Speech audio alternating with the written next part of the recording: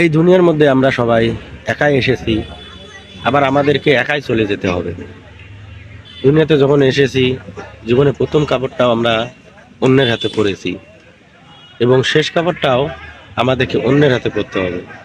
তাহলে আমাদের এই দুনিয়ার মধ্যে কিসের এত অহংকার, কিসের এত বাহাদুরি আমরা বুঝি না।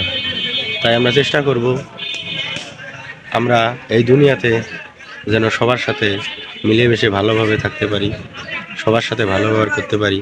আমরা কখনো অহংকার করব না। একটা জিনিস খেয়াল রাখবেন, আমরা মারা গেলে আমরা এই দুনিয়ার মধ্যে যত কিছু রেখেছি সব রেখেই চলে যেতে হবে। কাদের জন্য এত কিছু করতেছি? দরকার নাই এত কিছু করা।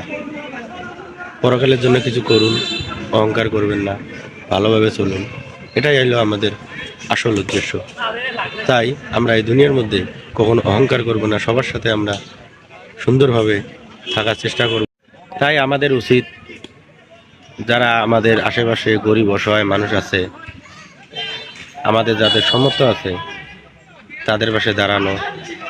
শুধু মুসলমান হলেই তো মুসলমান হওয়া যায় না। মুসলমান হতে হলে অনেক কিছু আমাদের দায়িত্ব পালন করতে হবে।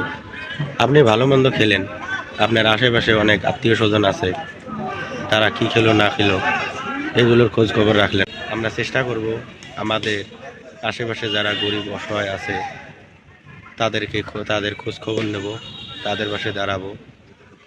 আমরা নিরহংকারভাবে তাদের সাথে আমরা সুন্দর ব্যবহার করার চেষ্টা করব, সবার সাথে মিলেমিশে থাকার চেষ্টা করব।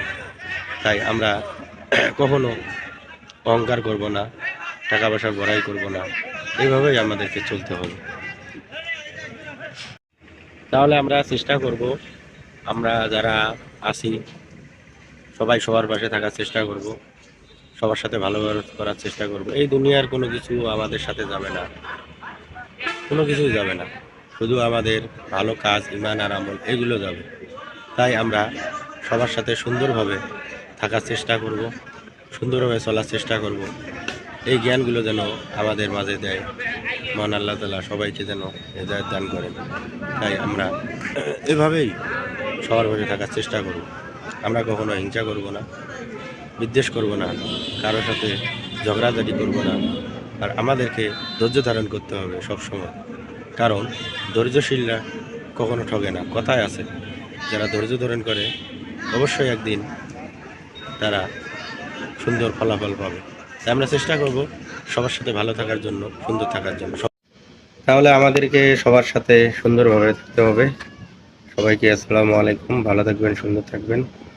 এই বলে আমি আমার কথা এখানে শেষ করতেছি।